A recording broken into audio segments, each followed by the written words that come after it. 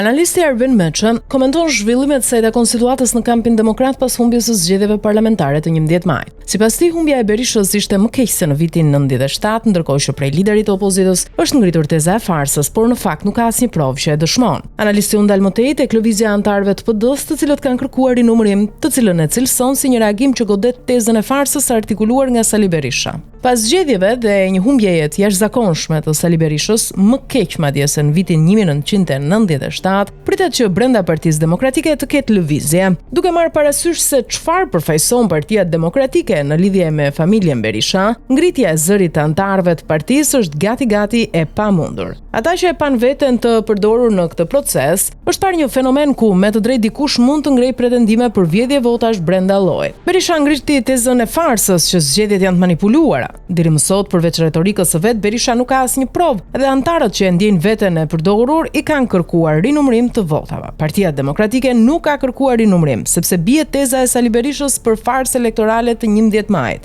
Kjo iniciativë e anëtarëve është një reagim për të goditur pikërisht tezën e Berishës, thot analisti.